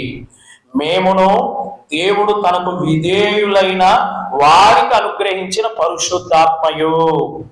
దేవుడు తనకు విధేయులైనటువంటి వారికి దేన్ని అనుగ్రహిస్తున్నాడంట? పరిశుద్ధాత్మని. అంటే పరిశుద్ధాత్మని అనుగ్రహిస్తున్నాడు అంటే పరిశుద్ధాత్మనిలో విధేయత ఉండబట్టే కదా. పరిశుద్ధాత్మునికి ఉన్న లక్షణం విధేయత అన్నటువంటి లక్షణం ఆయన కలిగి ఉన్నాడు. కాబట్టి విధేయత కలిగిన వారిని ప్రోత్సహించడానికి పరిశుద్ధాత్ముడు ఏం చేస్తాడయ్యా అనగా గ్రంథం స్పష్టంగా తెలియచేస్తుంది. క్రీస్తు ప్రభు వారు స్పష్టంగా తెలియచేశారు, తండ్రి అయినటువంటి దేవుణ్ణి నేను వేడుకుంటాను, పరిశుద్ధాత్మను పంపమని, ఆదరణకర్తను మీ కొరకు పంపమని నేను దేవుణ్ణి వేడుకుంటాను. ఆయన వచ్చినప్పుడు మిమ్మల్ని సర్వసత్యములోనికి, సత్యము వేరు సర్వసత్యము వేరు. ఈరోజు అందరూ కూడా సత్యం ప్రకటిస్తున్నామన్నటువంటి ఉద్దేశంలో ఉన్నారు. సంతోషమే, ఎందుకంటే సత్యము అనగా వాక్యం. సత్యము అనగా ఏమిటంటే వాక్యం. క్రీస్తు ప్రభు వారు ప్రార్థనలో తెలియచేశారు. ఆయన గెత్సెమనే తోటలో ప్రార్థన చేస్తూ యోహాను సువార్త 17వ అధ్యాయం చివరి ప్రార్థన ఆయన 17వ అధ్యాయం 17వ వచనంలో, సత్యమందు వీరిని ప్రతిష్ఠిత చేయము, నీ వాక్యమే సత్యం. వాక్యం ఏమై ఉంది? సత్యం. కానీ సర్వసత్యం అంటే ఏంటి? వాక్యం సత్యం, మరి సర్వసత్యం అంటే ఇక పరిపూర్ణమైనటువంటి వాక్యంలో నడిపించటం. పరిశుద్ధాత్ముడు ఎక్కడా కూడా తను సొంత బోధ చేయడు, ఆయన వచ్చి వెళ్ళేవాడు కాదు. ఆయన ఎప్పుడైతే మనము క్రీస్తు ప్రభు యొక్క రక్తంలో కడగబడ్డామో, అపోస్తుల కార్యములు 2వ అధ్యాయం 38వ వచనం ప్రకారం బాప్తిసం పొందినటువంటి వ్యక్తిలోనికి పరిశుద్ధాత్మ అనే వరము పొందుకుంటూ ఉన్నాడు. ఆ వరము మనము విధేయత చూయించినంత కాలం మనతోనే ఉంటాడు. మనలో గనక విధేయత కనిపిస్తే ఆయన మనలను విడిచి వెళ్ళిపోతాడు, పరిశుద్ధాత్ముడు విడిచి వెళ్ళిపోతాడు. ఇది వాస్తవం. ఎందుకంటే విధేయత అన్నటువంటిది ఆయన లక్షణం. విధేయత ఉన్న చోటే ఆయన ఉంటాడు, విధేయత లేనటువంటి వ్యక్తులను విడిచి వెళ్ళిపోతాడు. మీకు అర్థం అవడం కోసం ఒక విషయాన్ని జ్ఞాపకం చేస్తాను. పాత నిబంధన కాలంలో దావీదు అన్నటువంటి వ్యక్తి దేవుని చేత ఏర్పాటు చేయబడినటువంటి వ్యక్తి. కానీ తాను పాపం చేసిన తరువాత తాను ప్రార్థన చేస్తూ ఉన్నాడు. కీర్తన గ్రంథం 51వ కీర్తన, కీర్తన గ్రంథము 51వ కీర్తనలో పశ్చాత్తాపంతో ప్రార్థన చేస్తూ దావీదు మాట్లాడుతున్నటువంటి మాటలు, ప్రార్థనలో ఉపయోగించినటువంటిది మనం చూడగలిగినప్పుడు పరిశుద్ధాత్మను గురించి దావీదు ప్రస్తావిస్తూ ఉన్నాడు. ఒకసారి చూద్దాండి. 51వ కీర్తన, కీర్తన గ్రంథము 51వ కీర్తనలో దావీదు ఈ రీతిగా తెలియజేస్తూ ఉన్నాడు. 10వ వచనం, దేవా నా యందు శుద్ధ హృదయం కలుగ చేయము, నా అంతరంగములో స్థిరమైన మనసును నూతనముగా పుట్టించుము, నీ సన్నిధిలో నుండి నన్ను త్రోసివేయకము, నీ పరిశుద్ధాత్మను నా యొద్ద నుండి తీసివేయకము. అంటే తీసివేసే అవకాశం ఉందా లేదా? ఏమంటే తీసివేసే అవకాశం ఉందా లేదా? పరిశుద్ధాత్ముడు వెళ్ళిపోయే అవకాశం ఉందా లేదా? దేవుని ఆత్మ విడిచి వెళ్ళినటువంటి సందర్భాలు ఎన్నో ఉన్నాయి. ఎందుకంటే దావీదు తన ముందున్నటువంటి, తనకంటే ముందు పరిపాలించినటువంటి సౌలు జీవితంలో చూచాడు. సౌలు అన్నటువంటి వ్యక్తిని దేవుడే ఎన్నుకున్నాడు. కానీ సౌలు దేవుని వాక్యానుసారంగా, దేవుని చిత్తానుసారంగా ఆత్మకు తగిన జీవితాన్ని జీవించకపోవటం ద్వారా దేవుని ఆత్మ సౌలుని విడిచి వెళ్ళాను అని రాయబడి ఉంది. వాస్తవేనండి? వాస్తవమా కాదా? అంటే ఇప్పుడు దావీదుకు భయం వేస్తుంది, పాపం చేశాను కదా, పాపం చేసినటువంటి నాలో పరిశుద్ధాత్ముడు ఉండడేమో అని దేవుణ్ణి ప్రాధేయపడుతున్నాడు. అయ్యా నేను చేసింది తప్పే, నా యందు స్థిర మనస్సు నూతనంగా పుట్టించు. ఎందుకంటే ఇప్పుడున్న మనస్సు ఏమైపోయింది? స్థిరత్వం లేదైపోయింది, నిశ్చలత్వానికి వెళ్ళిపోయింది. కంటితో చూచిన దానికి ఆకర్షింపబడి నా మనస్సుని నేను నిలుపుకోలేకపోయాను, మనస్సు సాక్షిని కూడా కోల్పోయాను. కాబట్టి ఇప్పుడు నా మనసు నూతనంగా పుట్టించేయ, స్థిరమైనదిగా, ఏది చూచినా, ఏది విన్నా, ఏది మాట్లాడినా అది స్థిరత్వం కలిగినదిగా ఉండే మనస్సు నాకు దయచేయి అని చెప్పి దావీదు అడుగుతూ ఉన్నాడు. 11వ వచనంలో తెలియచేసిన రీతిగా నీ సన్నిధిలో నుండి నన్ను తీసివేయొద్దు, నా అంతరంగంలో నుండి నీ పరిశుద్ధాత్మని తీసివేయొద్దు. అంటే పరిశుద్ధాత్ముడు విధేయత కలిగిన వాడు అని దేవుని యొక్క వాక్యం సెలవిస్తూ ఉంది. బైబిల్ గ్రంథంలో మనం చూస్తూ ఉన్నాం. ఇంకా మనం ఆలోచన చేయగలిగినప్పుడు దేవుని యొక్క వాక్యంలో దూతలు అన్నటువంటి వారు విధేయతను కలిగి ఉన్నారు. దూతలు అన్నటువంటి వారు విధేయతను కలిగినట్లుగా గ్రంథంలో మనం చూస్తున్నాం. లూకాసు వార్త 1వ అధ్యాయం 19వ వచనం ప్రకారం, లూకాసు వార్త 1వ అధ్యాయం 19వ వచనం ప్రకారం గాబ్రియేలు దేవదూత మరియతో మాట్లాడినటువంటి విషయాలను మత్తయి సువార్త 1వ అధ్యాయము, అంటే మత్తయి సువార్త 1వ అధ్యాయంలో యోసేపుతో మాట్లాడుతూ, లూకాసు వార్తకు వచ్చేసరికి మరియతో మాట్లాడినటువంటి విధానాన్ని మనం చూడగలుగుతూ ఉన్నాం. ఇక్కడ మరియతో గాబ్రియేలు దేవదూత మాట్లాడుతూ దేవుడు ఏ సందేశాన్ని అయితే చెప్పాడో దాన్ని తెలియచేశాడు, కానీ చేర్చటం కానీ తీసివేయటం కానీ చేయాల. అంటే దూతలలో విధేయత ఉంది. ఏ పని కొరకు వారిని నిర్ణయింపబడ్డారో వారు ఆ పని చేశారు. మనం చూడగలుగుతూ ఉన్నాం. పాత నిబంధన గ్రంథంలోను క్రొత్త నిబంధన గ్రంథంలో కూడా మనం చూస్తాం. మీకు అర్థం అవడం కోసం జ్ఞాపకం చేస్తాను. క్రొత్త నిబంధన గ్రంథంలో ప్రకటన గ్రంథానికి వచ్చినప్పుడు యోహాను కూడా దూతను చూసినప్పుడు దూత యొక్క కాళ్ళ మీద యోహాను పడబోతూ ఉంటే దూత అంటూ ఉన్నాడు, వద్దు సుమి, నేను కూడా దేవుని రాజ్యములో సహదాసుని, నా పాదముల మీద నీవు పడకూడదు, నీ తోటివాణ్ణి, నీవు దేవుని రాజ్యంలో ఉంటే ఉన్నావు కాబట్టి నీవు నేను మనమంతా దేవుని రాజ్యంలో ఉన్న వాళ్ళం, మనమంతా సహవాసం కలిగిన వాళ్ళం అన్న విషయాన్ని తెలియజేశాడు. అంతకు మించి దాదా నేను దేవుని దగ్గర ఉన్నవాడిని, నువ్వు భూమి మీద ఉన్నవాడివి అనలేదు. కారణం ఏమిటంటే దేవదూతల్లో కూడా విధేయత అన్నటువంటి లక్షణాన్ని మనం చూడగలుగుతున్నాం. కానీ ఇక్కడ వ్యత్యాసం, ఇక్కడ భూమి మీద ఎలా ఉంది అంటే ఆత్మీయమైనటువంటి స్థితిలో కూడా ఆలోచనకు వస్తే తండ్రులన్నీ కూర్చేసేస్తున్నారండి. మా ఆత్మీయ తండ్రి అంటున్నాడు క్రైస్తవ్యంలో. ఎక్కడుంది బైబిల్లో? ఎక్కడ కూడా ఏ వ్యక్తి కూడా నేను కన్నాను లేదా వీళ్ళు నేను కన్న పిల్లలు అనలేదు. కానీ ఒకటి మాత్రం వాస్తవం, మనమంతా సహోదరులం, సహోదరి సహోదరులు అనగా సహ ఉదరం నుంచి వచ్చిన వాళ్ళం, ఒకే గర్భం నుంచి వచ్చాం. అదే వాక్యం అనే గర్భం, సత్యం అనే గర్భం, సత్యము ద్వారా జన్మించిన వాళ్ళం మనమంతా. కాబట్టి ఈ రోజు మనం ఒకరినొకరం ప్రోత్సహించుకోవటానికి వాక్యం తెలియచేస్తూ ఉంది. దూతల్లో దేవుని యొక్క వాక్యానుసారంగా విధేయత ఉంటే ఈ రోజు దేవుని పక్షాన మనం ఆలోచన చేయగలిగినప్పుడు మనుషులను కూడా కొన్నిసార్లు దూతలుగా చెప్పబడ్డారు. వాస్తవేనంటారా? ఇప్పుడు యుద్ధం జరుగుతుంది, ఇరాన్కి, ఇజ్రాయెల్కి, అమెరికాకి. ఈ అమెరికా, ఇజ్రాయెల్ ఒకవైపు ఉన్నాయి, ఇరాను, చైనా, రష్యా మరొక వైపు ఉన్నాయి. ఈ ఇరాన్తో సంధి చేయటానికి మధ్యవర్తులను పంపించారా లేరా? ముందు ఇరాన్ వాళ్ళు రానన్నారు, అమెరికా వాళ్ళు కూడా అంగీకరించాల, మరలా అంగీకరించి ఇప్పుడు ఏ దేశం దగ్గరకు వచ్చారు వాళ్ళు ఇద్దరు కలిసి? ఏ దేశంలో సంధి జరుగుతుందండి? పాకిస్తాన్ లో జరుగుతుంది అండ్ కుటుంబరావు గారు, అంతే కదా? పాకిస్తాన్ లో జరుగుతుంది. పాకిస్తాన్ అన్నటువంటిది మొత్తానికి కూడా ఇష్టం లేనటువంటిది, కానీ ఇప్పుడు సంధి దగ్గరకు వచ్చేసరికి ఆ దూతలు అంటే ఆ అమెరికా నుంచి వచ్చినటువంటి మధ్యవర్తి కానీ ఈ ఇరాన్ నుంచి వచ్చినటువంటి మధ్యవర్తి కానీ ఇక్కడికి వచ్చేసి మాట్లాడే పరిస్థితి వచ్చేసింది. దూతలు అన్నారు వాళ్ళని కూడా, సమాచారాన్ని అందించే వాళ్ళు, సమాధాన పరిచేవాళ్ళు. కాబట్టి దూత తాను చేయాల్సిన పని ఏమిటంటే దేవుని చెప్పింది మాత్రమే. ఈ రోజు దేవుని పక్షాన మనం చేయాల్సింది ఏంటంటే వాక్యం ఏదైతే చెప్పిందో దాన్నే జరిగించాలి. కాబట్టి దూతల్లో విధేయత ఉంది. ఇంకా మనం చూడగలిగినప్పుడు మానవునిలో కూడా విధేయత ఉంది. మానవుల్లో విధేయత ఉందండి. పుట్టుకతో మానవునిలో విధేయత ఉంది. ఎందుకంటే సోదరులు నేను రాకముందు మాట్లాడుతూ విధేయత ద్వారా యథార్థత అన్నటువంటిది వచ్చింది.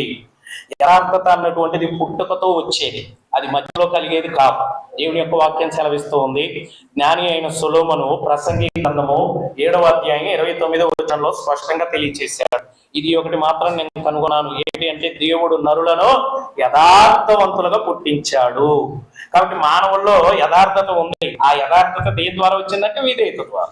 చూడండి, విధేయత మానవుల్లో ఉంది అంటానికి గ్రంథం స్పష్టంగా తెలియజేస్తూ ఉంది. అపోస్తలుడైనటువంటి పౌలు రోమీలకు రాసిన పత్రిక 5వ అధ్యాయం 19వ వచనం, రోమీలకు రాసినటువంటి పత్రిక 5వ అధ్యాయం 19వ వచనంలో ఈ రీతిగా తెలియజేస్తూ ఉన్నాడు.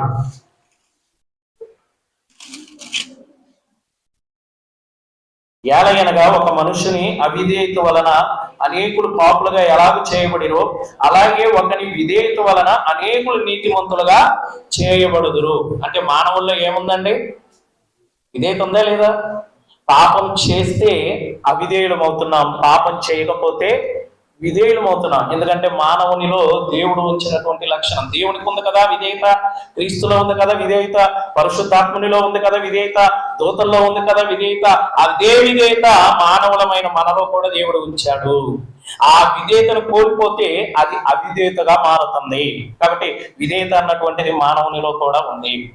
ఇంకా మనం చూడగలిగినప్పుడు 6వదిగా విధేయత ఎవరిలో ఉందంటే సంఘములో ఉంది. విధేయత ఎక్కడ ఉందండి? సంఘములో ఉంది, ఉండాలి. ప్రస్తుతము 21వ శతాబ్దంలో మనం ఉన్నాం. ప్రారంభ శతాబ్దపు సంఘములు విధేయత ఉంది.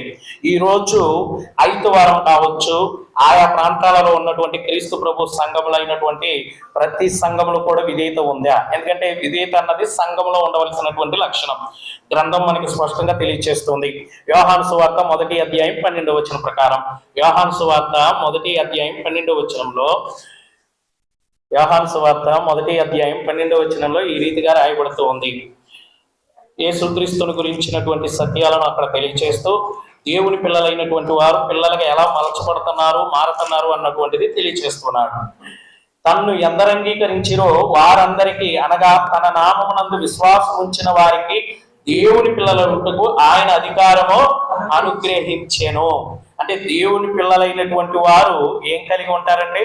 ఆయన అనుగ్రహించిన దాన్ని అంగీకరిస్తాడు. అంగీకరించే తత్వం కలిగిన వాళ్ళు సంఘంలో ఉంటారు. దేవుని సంకల్పాన్ని నెరవేర్చే వ్యక్తి సంఘంలో ఉంటాడు. కారణం ఏంటంటే సంఘము విధేయత కలిగినది. సంఘములో విధేయతను దేవుడు ఉంచాడు. క్రీస్తులో విధేయత ఉన్నప్పుడు క్రీస్తు శరీరము విధేయత కలిగిందే కదా. సంఘము అంటే క్రీస్తు యొక్క శరీరం. మరి క్రీస్తు శరీరము విధేయత కలిగిందే కదా. కాబట్టి సంఘములో విధేయత ఉండాలి. ఈరోజు మనం ఉన్నటువంటి పరిస్థితిని బట్టి 21వ శతాబ్దంలో ఉన్నటువంటి మనము ఒక్కసారి ఆలోచన చేద్దాం. మనలో సంఘపరంగా విధేయతను చూపించగలుగుతున్నామా? విధేయతను వ్యక్తపరచగలుగుతున్నామా? విధేయతను కొనసాగించగలుగుతున్నామా లేదా అన్నది మనకు మనమే ప్రశ్నించుకున్నాం. కాబట్టి సంఘములో విధేయత ఉండాలి. 7వదిగా విధేయత అన్నటువంటిది కుటుంబంలో ఉండాలి. విధేయత ఎక్కడ ఉండాలండి? కుటుంబంలో ఉండాలి. ఈరోజు విధేయత కలిగిన కుటుంబాలు బైబిల్ గ్రంథంలో ఏమైనా ఉన్నాయా? విధేయత కలిగిన కుటుంబాలు బైబిల్లో ఉన్నాయండి? కోపుల్లలుగా ఉన్నాయి, కోపుల్లలుగా ఉన్నాయి. ఉదాహరణకి నోవాహు కుటుంబం. నోవాహు అన్నటువంటి వ్యక్తితో మాత్రమే దేవుడు చెప్పాడు. వాస్తవమా కదా? ఏమన్నా మాట అర్థమైందా? నోవాహుని పిలిచి దేవుడు ఏమని చెప్పాడు? వాడను సిద్ధపరచమన్నాడు. అదే దేవుడు నోవాహు భార్య దగ్గరికి వెళ్ళి చెప్పాడా? అదే దేవుడు నోవాహు కుమారుల దగ్గరికి వెళ్ళి చెప్పాడా? అదే దేవుడు నోవాహు కోడళ్లతో చెప్పాడా? ఎవరితో చెప్పాల? కేవలం నోవాహుకు మాత్రమే చెప్పాడు. నోవాహుకు చెప్పినప్పుడు నోవాహు తన భార్యకు తెలియచేశాడు. తన భార్య నోవాహు ఇరువురు కలిసి తమ బిడ్డలకు చెప్పారు. ఆ బిడ్డలు వాళ్ళ భార్యలకు చెప్పారు. అంటే మొత్తం అక్కడ విధేయత చూపింది కుటుంబం అంతా. నోవాహు కుటుంబం అంతా విధేయత చూపించిందా లేదా? అంటే కుటుంబంలో ఏముండాలి? విధేయత ఉండాలి. ఈరోజు పరిస్థితులు ఎలాగున్నాయి అంటే కొంచెం బాధ కలిగిద్ది నేను అన్న మాటకి. మా కుటుంబంలో కూడా కొన్నిసార్లు వస్తుంటే, మనం ప్రార్థనకు వస్తుంటే నా అనుకున్న వాళ్ళు దూరంగా ఉంటున్నారు, మన అనుకున్న వాళ్ళని దూరంగా ఉంచుతున్నాం. అప్పుడు అది విధేయత కలిగిన కుటుంబం కాదు. కుటుంబంలో విధేయత ఉంటే మనము ఏదైనా ఫంక్షన్కి వెళ్ళాలన్నా, ఏదైనా కార్యక్రమాలకు వెళ్ళాలన్నా కుటుంబ సమేతంగా ఆలోచన చేస్తాం. మరి దేవుని మందిర విషయంలో, ఆయన గొప్ప చేసిన వాక్య విషయంలో, ఆయన గొప్పది అన్న వాక్య విషయంలో మన స్థితి అలాగ ఉంది. కుటుంబంలో విధేయత ఉండాలని దేవుడు కోరాడు. నోవాహు కుటుంబం నుంచి అదే తెలియచేశాడు. ఆ నోవాహు కుటుంబానికి మాదిరికరమైంది క్రొత్త నిబంధనలో సంఘము అన్నాడు. పేతురు రాసినటువంటి 2వ పత్రిక 3వ అధ్యాయంలో మనం చూడగలుగుతూ ఉన్నాం. కాబట్టి ప్రియులారా ఆలోచన చేయండి. పేతురు రాసినటువంటి పత్రికలో సంఘాన్ని గురించినటువంటి మొదటి పత్రిక పేతురు రాసినటువంటి మొదటి పత్రిక 3వ అధ్యాయం 19వ వచనం నుంచి మనం చూడగలిగినప్పుడు, దీర్ఘశాంతం ఇంకా కనిపెట్టి చుండినప్పుడు పూర్వం నోవాహు దినములలో ఓడ సిద్ధపరచబడుచుండగా అవిధేయులైన వారి యొద్దకు, అనగా చెరలో ఉన్న ఆత్మల యొద్దకు ఆయన ఆత్మరూపిగానే వెళ్ళి వారికి ప్రకటించను. ఆ ఓడలో కొందరు, అనగా 8 మంది నీటి ద్వారా రక్షణ పొందారు. ఈ 8 మంది ఎవరు అంటే నోవాహు కుటుంబం. నోవాహుతో దేవుడు చెప్పినప్పుడు నోవాహు మాటను విన్న ఓడలోనికి వచ్చిన వాళ్ళు 7. అర్థమైందండి? నోవాహు చెప్పినటువంటి దాని ప్రకారం 7 కూడా వినితీయకుండా కుటుంబం అంతా కూడా వాడలోకి రావడానికి అవకాశం కలిగింది. కారణం ఏంటంటే కుటుంబంలో ఏముండాలి? విధేయత ఉండాలి. ఈరోజు క్రైస్తవ కుటుంబంగా సంఘములో ఉన్నటువంటి మనము, సంఘములో విధేయత ఉన్నప్పుడు మన కుటుంబాల్లో విధేయతను చూపించగలగాలి. ఇంకా ముందుకెళ్ళడానికి ప్రయత్నం చేద్దాం. విధేయతను మనకు విధేయతను మనం ఎవరికి చూపించాలి?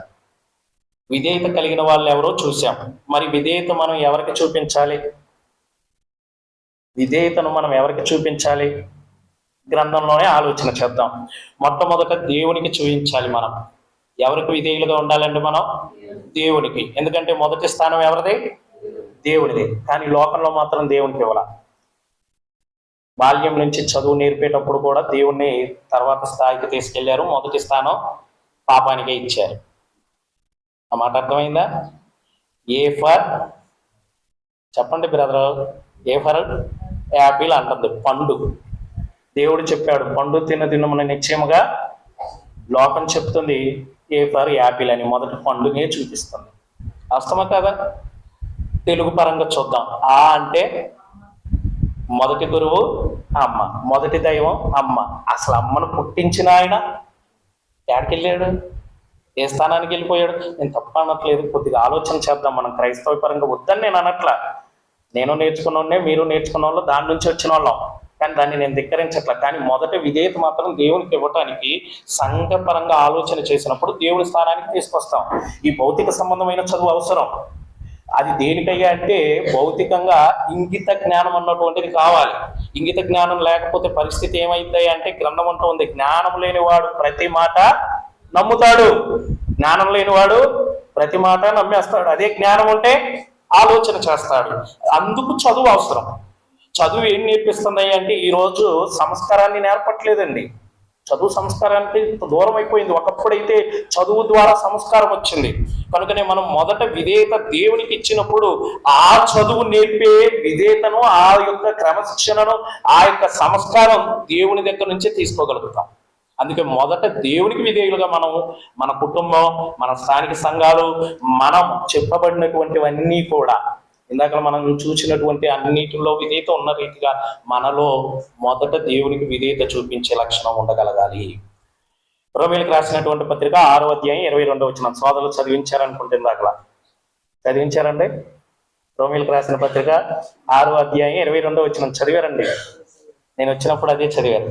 ఓకే, 2వది చూద్దాం. సమయం లేదు, ముందుకెళ్తున్నాను. రెండవది క్రీస్తుకు చూపించాలి. ఎందుకంటే ఎఫెసీయులకు రాసిన పత్రిక 4వ అధ్యాయం మనం క్రీస్తుకు విధేయత చూపించాలి అన్నటువంటిది గ్రంథం తెలియజేస్తుంది. ఎఫెసీయులకు రాసిన పత్రిక 4వ అధ్యాయం 22వ వచనం నుండి 24వ వచనం వరకు, 22 నుంచి 24. ఇది అందరూ కూడా చదవలసినటువంటిదిగా ఉంటుంది. చూద్దండి, ఒకసారి చదువుదాం దాన్ని. ఎఫెసీయులకు రాసిన పత్రిక 4వ అధ్యాయం 22వ వచనం నుండి 24వ వచనం వరకు. కావున మునుపటి ప్రవర్తన విషయంలోనైతే మోసకరమైన దురాశల వలన చెడిపోవు మీ ప్రాచీన స్వభావమును వదులుకొని మీ చిత్తవృత్తి యందు నూతన పరచబడిన వారై నీతియు యథార్థమైన భక్తియు గలవారై దేవుని పోలికగా సృష్టింపబడి నవీన స్వభావమును ధరించుకొనవలెను. కాబట్టి క్రీస్తులోకి వచ్చినటువంటి మనము నవీన స్వభావాన్ని కలిగి ఉండడానికి క్రీస్తుకి విధేయులుగా మనం ఉండాలి. ఒకప్పుడు పూర్వము ప్రాచీన స్వభావాన్ని బట్టి మనం చూస్తే దేవునికి ఎలా ఉన్నామంట, మన ప్రవర్తన విషయంలో మోసకరమైనటువంటి వారిగా ఉన్నాం. ఎవరిని మోసం చేశాం? నేను ఎవరిని మోసం చేయలేదు అనుకోవద్దు.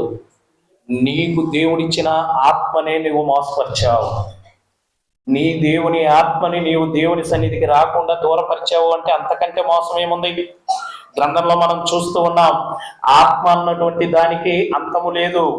క్రీస్తు ప్రభు వారు స్పష్టంగా తెలియచేశారు. మత్తయి సువార్త 10వ అధ్యాయంలో మనం చదువుతాం, ఈ దేహమును చంపు వారికి భయపడకూడదు కానీ ఈ దేహముతో పాటు ఆత్మను కూడా నరకములో నశింప చేయగలిగే వానికి మిక్కిలి భయపడుడి. ఆత్మ విషయంలో భయం కలిగి ఉండాలి.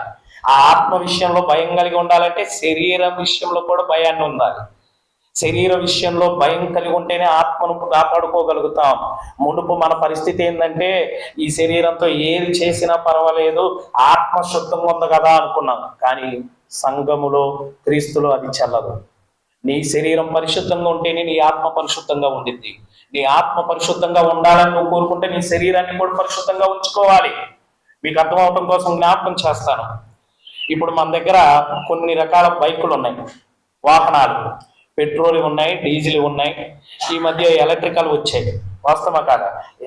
ఎలక్ట్రికల్కి సంబంధించినటువంటి బైక్కి డీజిల్ పోస్తే నడిచిద్దా, లేదా పెట్రోల్ పోస్తే నడిచిద్దా, కిరోసిన్ పోస్తే నడిచిద్దా? ఎందుకని?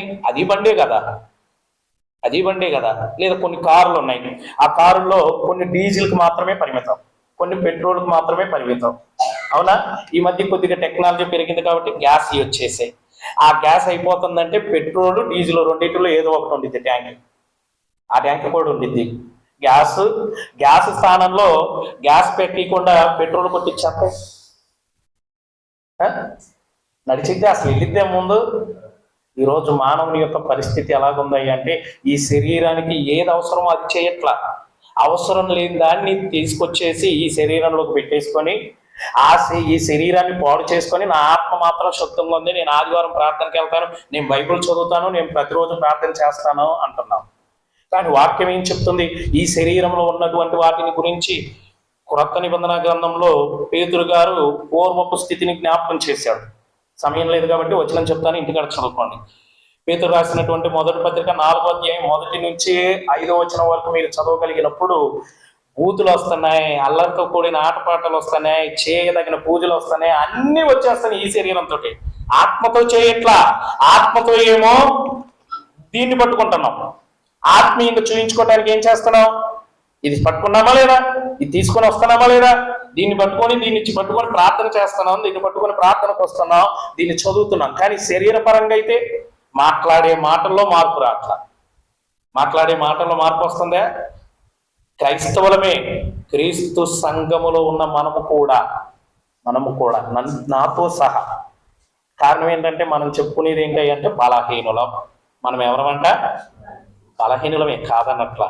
కానీ బలాన్ని ఇచ్చే ఆయన మనలో ఉన్నాడుగా.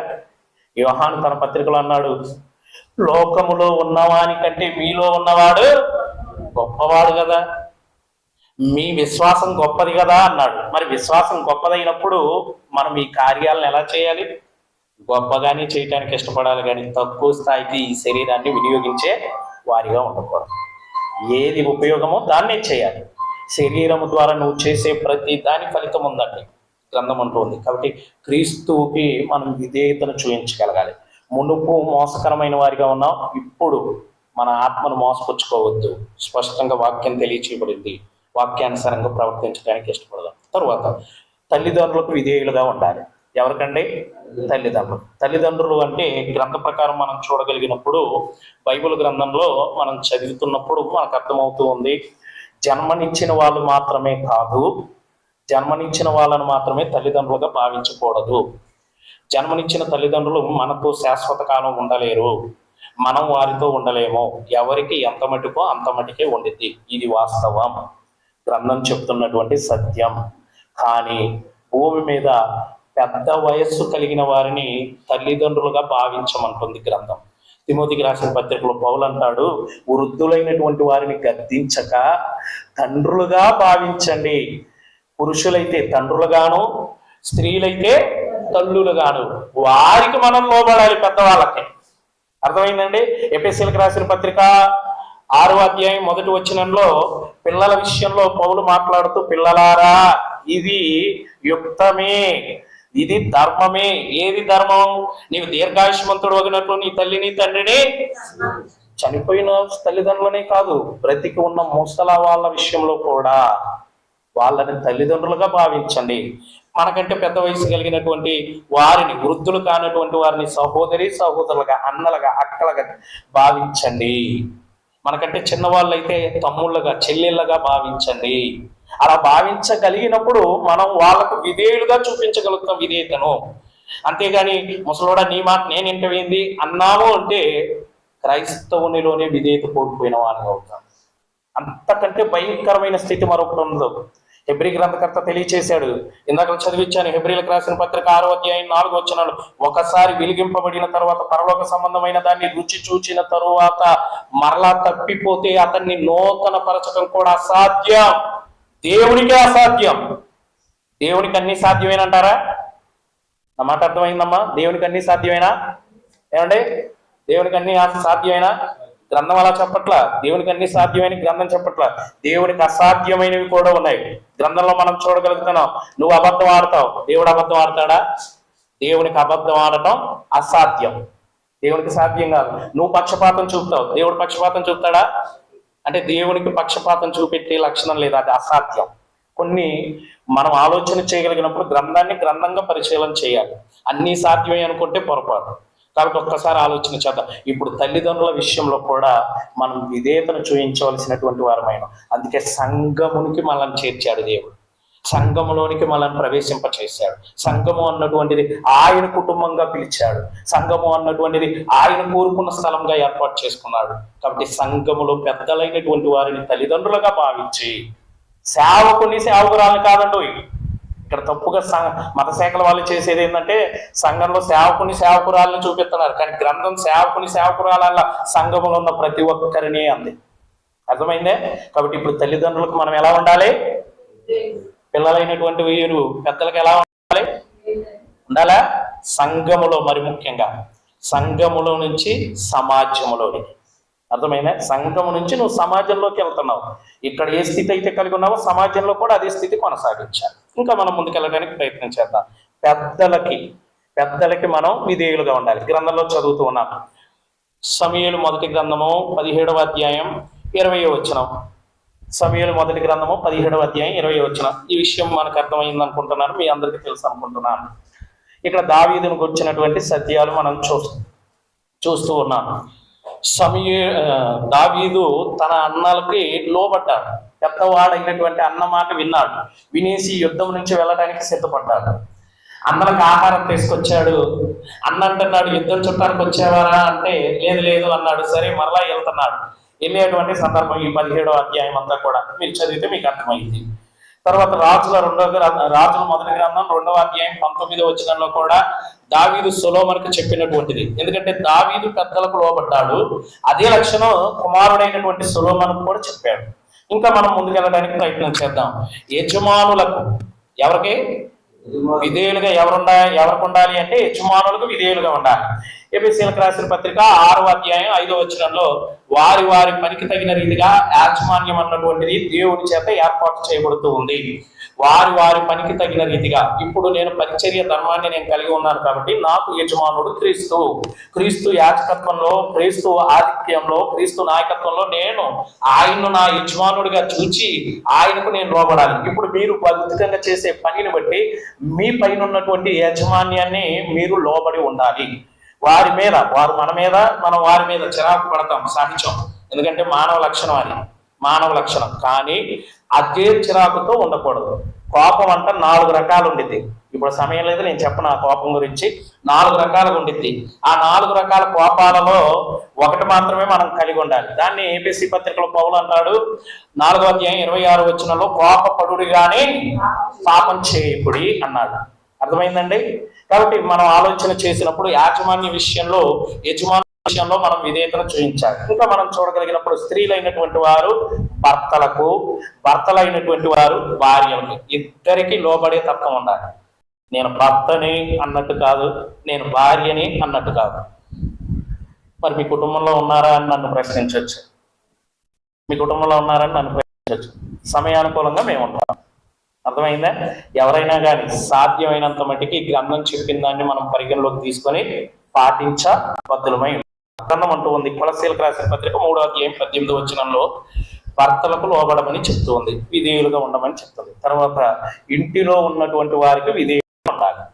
మన ఇంటిలో ఉన్నటువంటి వారికి పాత నిబంధన గ్రంథంలో యెహోషువ గ్రంథము 24వ అధ్యాయం 15వ వచనంలో యెహోషువ మరికొద్ది రోజుల్లో చనిపోబోతున్నాడు.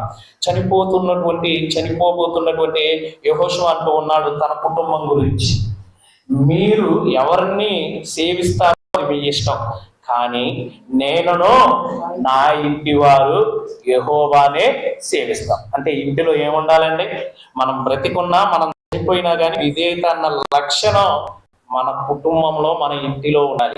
అలానా వాళ్ళ ఇల్లు అంటే విధేయతకు న్యాయంగా చూపించగలగాలి. ఇంటిలో ఉన్నప్పుడు యెహోషువ అంటున్నాడు కదా, నేను లేకపోయినా నా వాళ్ళు యెహోవానే సేవిస్తారు.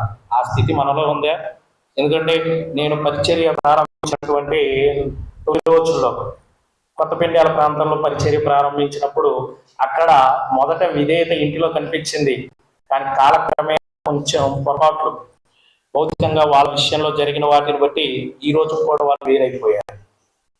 అక్కడ సంఘంలో, అక్కడ పరిచర్య లేనటువంటి పరిస్థితి, ఇంటిలో విధేయత లేనటువంటి పరిస్థితి వచ్చేసింది.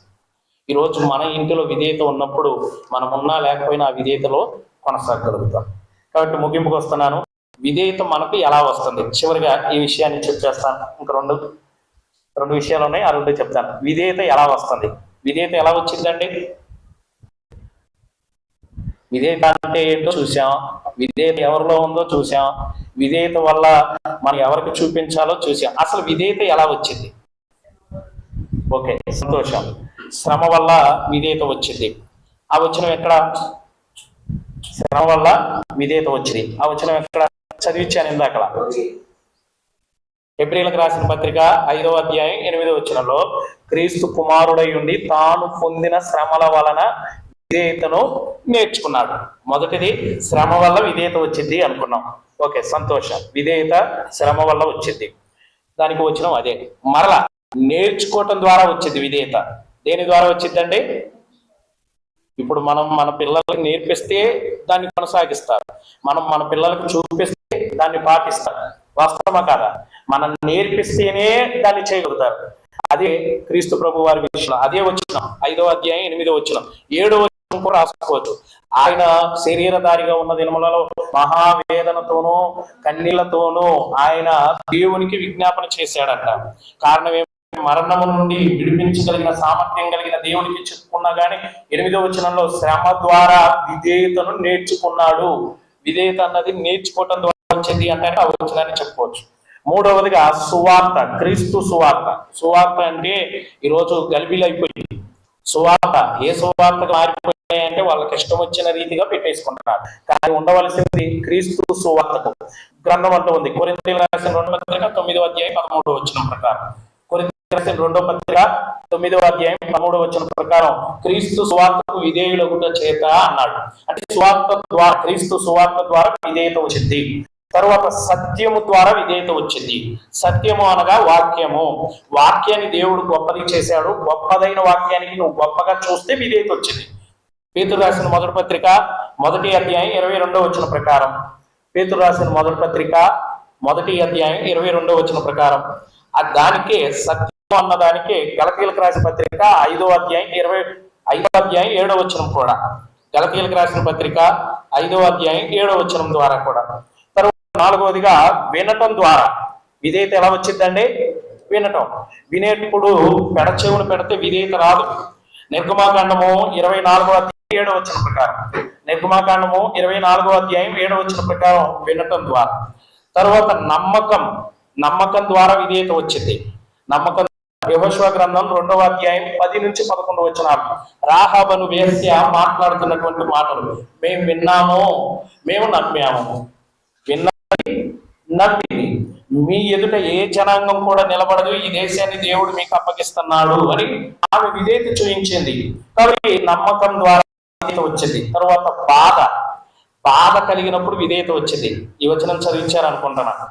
యోబు గ్రంథము 36వ అధ్యాయం 15వ వచనం, యోబు గ్రంథము 36వ అధ్యాయం 15వ వచనంలో బాధ ద్వారా విధేయత వచ్చింది.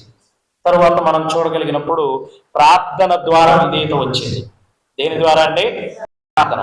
ప్రతి దానికి కూడా 3 పనులు మనం ప్రార్థన విషయంలో కలిగి ఉండాలి. 1, ప్రారంభము ప్రార్థనతో ఉండాలి, కొనసాగింపు ప్రార్థనతో ఉండాలి, ముగింపు ప్రార్థనతో ఉండాలి.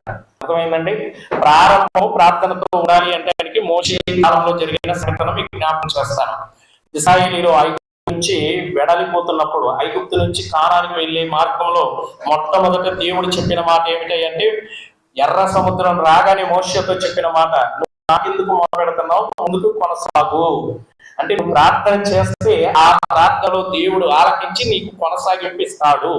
ఆనాడు మోషే అన్నటువంటి వ్యక్తి సమస్యను చూశాడు, ఆ సమస్యకు పరిష్కారం తన ప్రార్థనే అని గుర్తించాడు. వాస్తవం కాదా? నా మాట అర్థమైందండి? మోషే ఎదుగా ఉన్న సమస్య ఎర్ర సముద్రం, వెనక చూస్తేనేమో ఫరో సైన్యం. అతనికి ఆలోచన వచ్చేసి, నేను ప్రార్థన చేస్తే ఎటువంటి సమస్య అయినా కానీ ఏమైపోయింది, ఏమైందా లేదా? ఆ ఎర్ర సముద్రం ఎంత అనుకున్నాడు. అందుకే దేవుడు అన్నాడు, ప్రార్థనతో ప్రారంభించావు కాబట్టి ప్రార్థనతో కొనసాగించు అన్నాడు. అర్థమైందండి?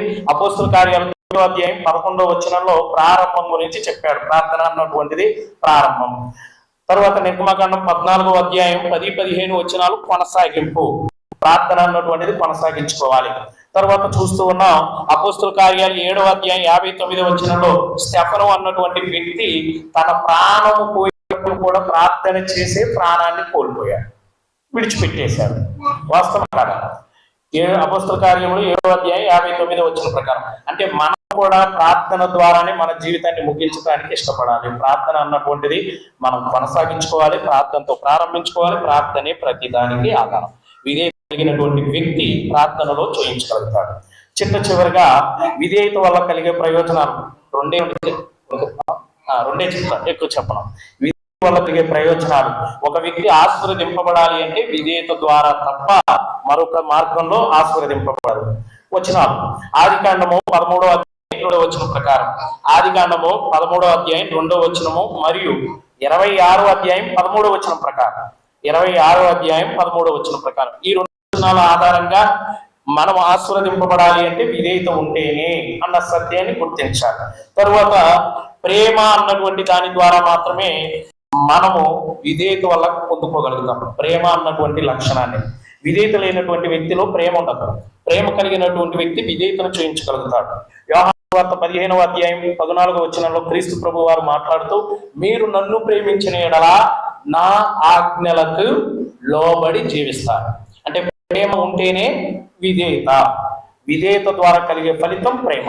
ఈరోజు దేవుడు ఎంతో నన్ను ప్రేమించాడు, అందుకే మన ప్రేమను వర్ధిల్ల చేయడానికి సంఘ కార్యక్రమాలు, సహవాస కూడికలు. కాబట్టి ఆలోచన చేద్దాం, ఆత్మీయంగా మనల్ని మనం బలపరుచుకుందాం, ఇతరులకు మాదిరిగా విధేయత కలిగి దేవుణ్ణి మహిమపరుస్తాం. సంతోషమే కదా? మనందరం విధేయత కలిగి దేవునికి తగిన పిల్లలుగా జీవితాలను కొనసాగించడానికి ఇష్టపడదాం. క్రీస్తు ప్రభు సంఘంలో దేవుడు విధేయత అన్నటువంటి దాన్ని కోరుతూ ఉన్నాడు అని గుర్తించి క్రీస్తు శరీరానికి క్షేమాభివృద్ధికరంగా మన కుటుంబాలు ఉండాలని ప్రభు ప్రేమను బట్టి కోరుతూ ఈ యొక్క దేవుని వాక్యాన్ని ముగిస్తున్నాను. దేవుడు తన వాక్యం మనందరి హృదయంలో ఫలింప చేయను గాక. ఆమె శ్రద్ధ మీ అందరికీ నా వందనాలు. నన్ను ఆహ్వానించిన అవకాశాన్ని ఇచ్చిన సోదరులు ప్రత్యేకమైన వందనాలు.